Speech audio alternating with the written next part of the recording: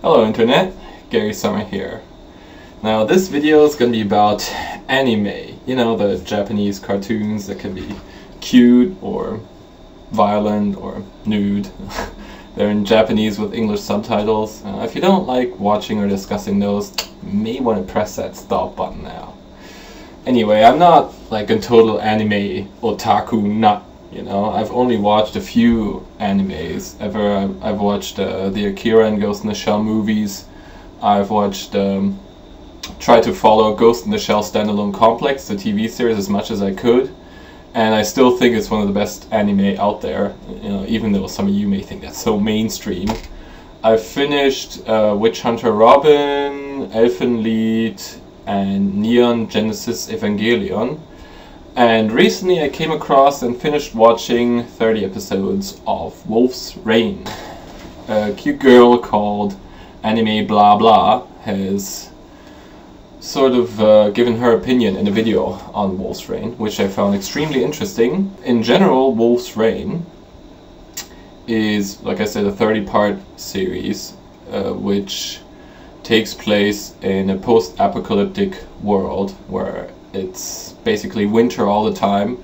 There aren't too many humans left, and those that are left live in domed cities in poverty, usually, just trying to survive. And they are reigned by the mysterious, elusive nobles who are in charge of basically all the military, all the technology, and all the alchemy. Now, among those lowly humans are wolves, which are thought to have been extinct for 200 years, but what they've actually done is they've adapted, and they have a trick that they can walk amongst humans unnoticed. These aren't werewolves or anything. They don't turn into humans. It's sort of more of an illusion. And basically the Wolf's Rain is about a band of wolves getting together on a quest to find paradise. Now there's a lot of good and bad things about this series, which would go a lot longer than the 10 minutes granted for this video. So I'm going to focus on two things that I wasn't so happy with.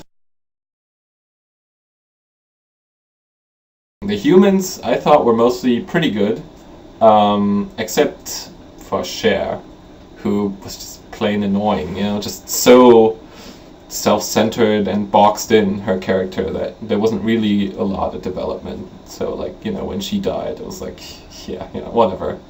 Anime Blah Blah also criticized Cheza as being, too pure, I think, and too innocent. And I personally don't see Cheza as a human character as such, and I'll get back to that in a minute. She also criticized that the females, are vastly unrepresented and a little weak in the story, and I have to agree, it's very male-dominated. I think a strong female character could have helped, someone even stronger than Blue could have helped the story along a little.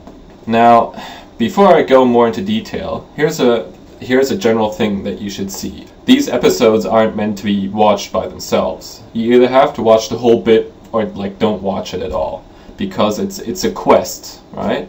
They're trying to get somewhere and fulfill a goal, and all the episodes sort of build up to that. You have to watch them all.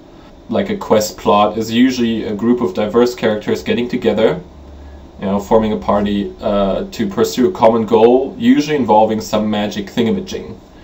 And when you reach your goal, you have to do something with this thingamajig. Like, you have to either destroy it, like the Ring in Lord of the Rings. You have to get it, like say the Holy Grail, or you have to use it to open paradise, like in Wolf's Rain. In this case, the magic thingamajig is actually Cheza, the flower girl. I don't see her as a character so much as more of the magic thingamajig, so I didn't really mind her being kind of two-dimensional. Now, what makes this fun quest storylines is that the characters usually develop during this quest. They have to go on a long journey, and during it, they themselves and their relationship to the group changes. And that's something that I found didn't work too well in Wolf's Rain. Some of the characters didn't really change much. Like Kiba, you didn't really find out much about him throughout the entire series. He barely developed as a character. He was pretty much the same throughout. Tsume did go through development, but it came like way too rapidly and way too late, I thought. And, you know, Toboe, I think, was the only one that sort of grew as a character. If there were any changes in the character, they were very accelerated and very quick, and thus, you know, it didn't feel organic the way they evolved. Plus, the interaction within the group was pretty bad, I thought. You know, usually it's fun to see a group overcoming a common obstacle, you know, using their strengths and weaknesses, the individual strengths and weaknesses, to follow the greater goal. But here, every time they sort of met an obstacle, they always split up. It was always, yeah, I'll go that way, or, you know, where are you going off to? Oh, you know, never mind him. Well, that's no fun to watch. They could have just all gone off by themselves, you know, if they do that, if nobody listens to the other, if there is no clear leader, if they don't have a strategy, or if, you know, they don't give each other counsel, and they just, everybody does their thing, and it's more of a coincidence that they sort of stay together. And I didn't like that. There should be like a common purpose, and there really wasn't too much. The plot also came in like phases and quick acceleration. Just the entire temporal setup of the thing, you had the feeling it didn't work. There were inconsistencies in the story. I won't even go into detail, but there was one thing I thought was a missed chance.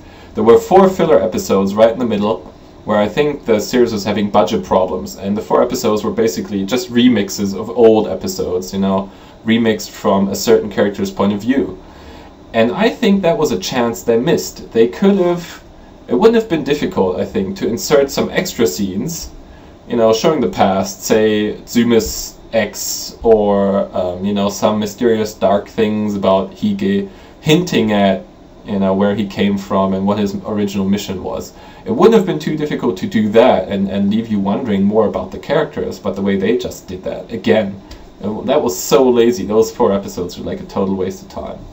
The writers often employed what I call like a rabbit out of the hat, where suddenly totally powerful characters appear as if from nowhere and change the entire plot of the thing.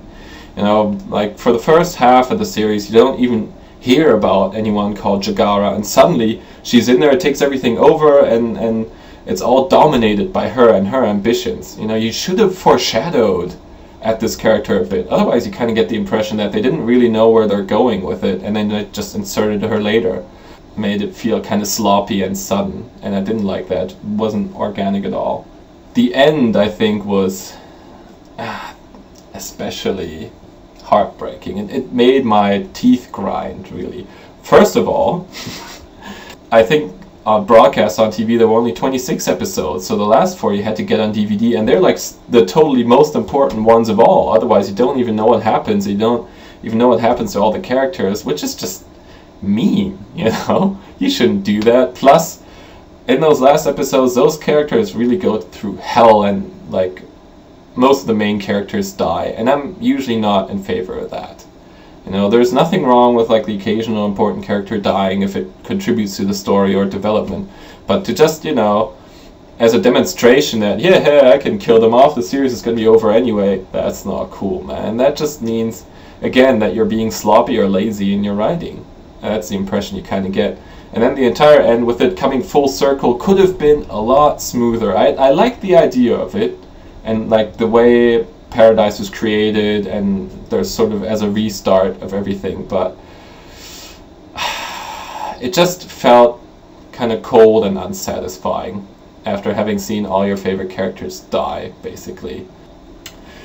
Now, I did like the series, and I wanted to like it. You know, it looks good, the music's good, Yoko Kanno's like a total genius. I like the overall idea of it, you know, of nature versus technology and life versus death, or, you know, being reborn respectively.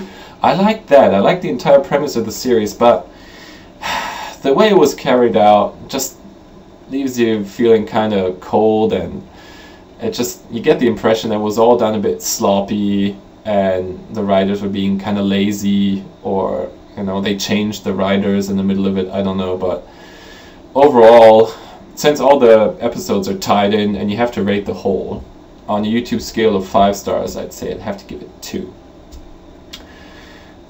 You, of course, may be of a different or the same opinion as me. I'd like to know what you think. as long as it's a little more elaborate than you suck, Gary, this series is to own yours, okay? Just as long as you're more elaborate, that's fine. Bye bye.